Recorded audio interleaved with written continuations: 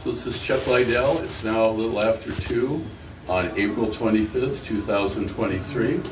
I have two nice guests here off the cruise ship, and I'm going to be talking initially about the history of the casino building, and then I'm going to open up to whatever questions they or anybody else might want to give me.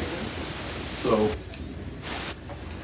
if you look at to begin with, let me explain what the casino is, or what it isn't. The word casino is an Italian word meaning place of entertainment or gathering. It has absolutely nothing at all to do with gambling, which is why they call them gambling casinos.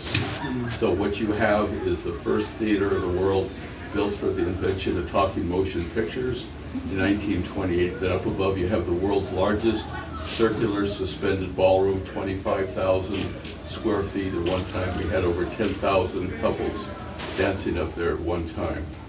So I don't know how I'm going to show you these pictures without them getting into it, but I'll just pass the book. Why do I do this? I'll just pass the book to you, and I think you'll be able to, I think I can follow it. So if you look at the first picture on the right, you'll see the harbor, and you'll see those two sugar loaves, those two rocks out there. You see them? Yes. Yeah, the two, okay. That's called the Big Sugar Loaf. Are you sure that's, I think it's on the other side.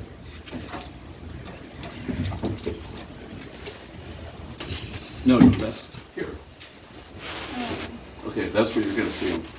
Okay, so you see the Big Sugar Loaf and the Little Sugar Loaf. Okay, now the Bannings owned the island before the Wrigleys. They took over the island in 1892, and they finally sold it to Mr. Wrigley in 1919. Now, they lived at Descanso Beach, the other side where they have Descanso Beach Club, the other side of the casino. So they, believe it or not, put a tunnel where you see that lump on the Big Sugar Loaf. You see a kind of a little hill, a little bump. Right through there was a tunnel that they had bored so that they could go from Descanso Beach into Avalon. Okay, in 1906, it collapsed. So if you turn to the next picture, no, the next marker, you're going to see now, you notice that that center area is no longer there. You notice how it's not, you don't have that hump anymore? Yeah. That's where it collapsed. Okay. So they had a place they were going to build called the St. Catherine Hotel, and that's where Descanso Beach Club is now. So in 1917, they took down the big mountain. They completely took it all down through the rocks and the water, and that was going to be the location of the St. Catherine Hotel. Well, they changed their mind. They thought it would be better to be down at Descanso Beach. So that's where the beautiful St. Catherine Hotel was built in 1918. But now they had this big open area where that big rock used to be, the Big Sugar Loaf. So when Mr. Wrigley took over the island in 1919, he saw that big open area and he realized this would be an opportunity to put a pretty important building there. So in 1920, he decided to put in what they call the Sugar Loaf Casino. If you go to the next picture, you'll see the Sugar Loaf Casino. See the little building where the casino is? Yeah. Okay, you can tell it's a lot smaller. That was called the Sugar Loaf Casino. It was primarily just for dancing. The high school then started meeting there because up to that time, the school only went from kindergarten to high school, and then the high school students had to go to the mainland.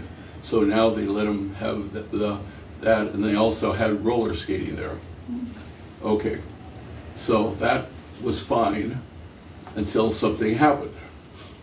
Suddenly, the invention of talking motion pictures came.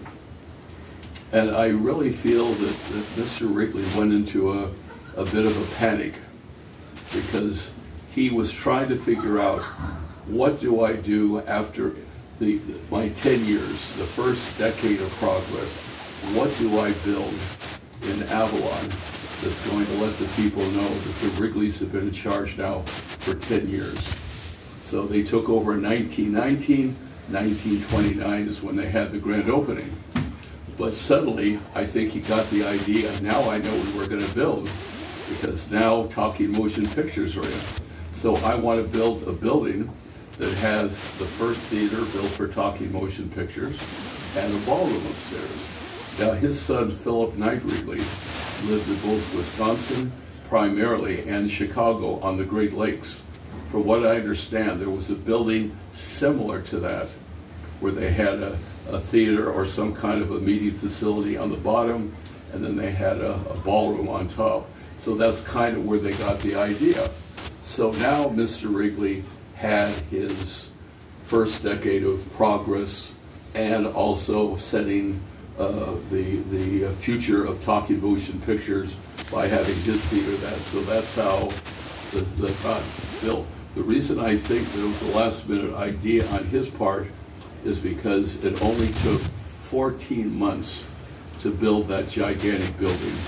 From March of 1928 to the grand opening on May 29th, 1929. You can't build something like that in 14 months anymore. I think he was desperate because he knew it had to go up by Memorial Day, Memorial Weekend of 1929 to be the first decade, to be the first 10 years.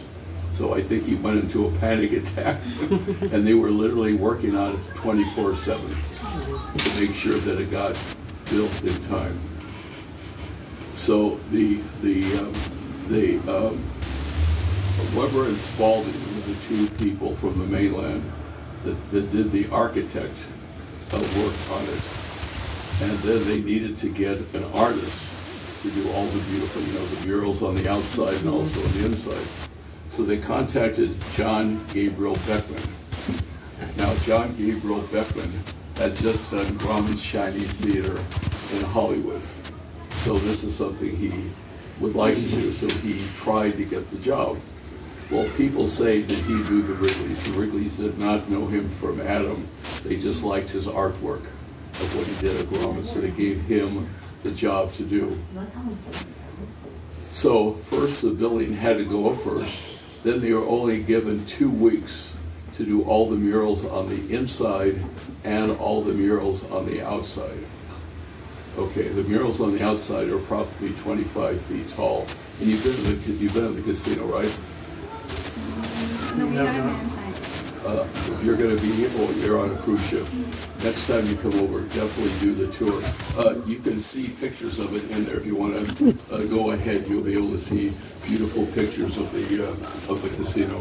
But anyway, so John Gabriel Beckman, I should have put a marker there, but I thought you might have already been in it. So anyway, he was the one that put all the artwork on it. Well, he was only given 2 weeks to do the murals on the inside and the outside.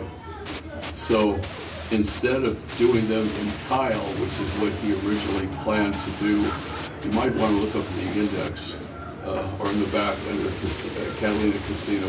It might help you to find it a little faster. So anyway, he did them all he painted them on with the idea that he was going to then come back. Oh, there was no index in the back? I thought there was. Signal at the end. Okay, well, bibliography. Just keep going. I'll eventually keep get it. thumbing, you'll find it. There's a whole big section on the casino. So anyway, instead of doing them in tiles, which he originally planned to do, he painted all those beautiful murals on the outside. I'm sure you've seen those going by. Yeah. And so the idea was after the grand opening, he was going to come back and do them all in tile. He had 7 artists that did all of the artwork. He didn't do the actual artwork, he did the design for the artwork. So when I was doing the 50th anniversary of the casino for the Wrigleys in May 29th, 1979, I was doing my very best to try to locate, I think you've gone too far, That's okay, I mean, you'll. Oh,